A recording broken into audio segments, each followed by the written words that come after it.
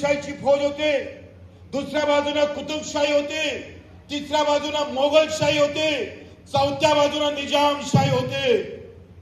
आणि या सगळ्या शाहीमध्ये 7-8 पोरं आम्ही पाहतो तयार होत.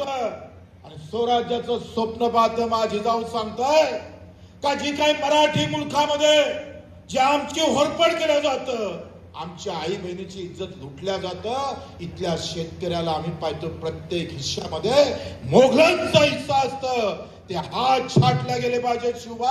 आणि म्हणून 16व्या वर्षी आम्ही सांगतोय 1 लाखाची फौज 100 किलोमीटर अंतरावर असल्यानंतर सुद्धा 7-8 सवंगडी तयार होतं. आणि पहिला किल्ला आम्ही सांगतोय प्रचंडगड, त्याचं नाव आता तोरणागड आहे. तो हाती घेणारा मुलूक आहे महाराष्ट्र, हे लक्षात ठेवलं पाहिजे. लक्षात घ्या समोरचा पक्ष किती मोठा आहे, काय आहे, कोण आमदार आहे, कोण खासदार आहे, याचे काही कुठला आम्ही पाहतो विचार करण्याची गरज नाही. मी किती सच्चा कार्यकर्ता आहे हे फार महत्वाचं आहे. त्या प्रत्येकाच्या डोक्यात आम्ही पाहतोय सामान्य माणूस, शेतकरी असेल, कामगार असेल, माझा दिव्यांग असेल, मजूर असेल, जो काय वंचित असेल, पिछळा असेल, जो कष्टकरी असेल, त्याच्या बाजूने उभं राहण्याची ताकद प्रत्येक शिवसैनिकाच्या डोक्यात आणि मनगडात आली पाहिजे. जेपर्यंत तुमच्या मनगडात आणि डोक्यात विचार येत नाही तोपर्यंत जय भवानी जय शिवाजी म्हणण्याची काही अर्थ उरत नाही. नारे तर असे मोठे मारतोय आम्ही, अख्खा इलाखा हलून जातोय. आणि जेव्हा काम पडतंय तेव्हा ढोंगणाले पाय लावून पडणारी वावलाद आम्हाला गरजेचं नाही. एक मर्द असला तरी चालेल, चिरून काढल्याशिवाय राहणार या ताकदीर उभा असणारा कार्यकर्त्याची गरज आहे. मित्र, आज जे आपण विदर्भातले पाहतोय अवस्था, रोज 15 ते 20 आत्महत्या आमच्या उरावर आहे. रोज शेतकरी पाय घासून मरतोय. अजूनही धानाचे पैसे भेटले नाही, अजूनही कर्जमाफीचे काही तिळा सुटलेले नाही. अजूनही आम्ही सांगतोय का एका इकडे जंगलात जाऊ तर वाघ आम्हाला डरकाळी करून मारतोय, आणि मग शहरात आलं तर WCL वाले साले आम्हाला सोडत नाही. या व्यवस्थेच्या विरोधात लढता आलं पाहिजे.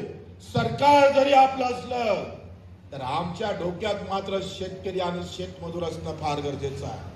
हातात झेंडा भगवा असेल पण डोक्यात मात्र शेतकरी असेल, प्रकल्पग्रस्त असेल, माझा दिव्यांग असेल, माझा मजूर असेल, त्याच्यासाठी लढण्याची क्षमता तुमच्या आमच्या डोक्यात असणं गरजेचं आहे. मित्र, जिथपर्यंत तुम्हाला ही सामान्य माणसाचे आशीर्वाद घेता येणार नाही तोपर्यंत या मंचाला काही फार महत्वाचं नाही.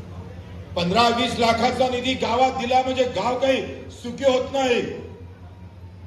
त्या गावावर होणाऱ्या अन्यायाची गरज असतं. 100% साहेब, तुम्ही आम्ही एकत्र होऊन या सगळ्या गोष्टीकडे बारकाईने पाहिलं पाहिजे. कुठं लूट होते ते थांबलं पाहिजे, आणि लुटणारे आपले हात असतात तर ते हात सुद्धा छाटले पाहिजे. या ताकदीने उभा राहणारा मला पाहिजे.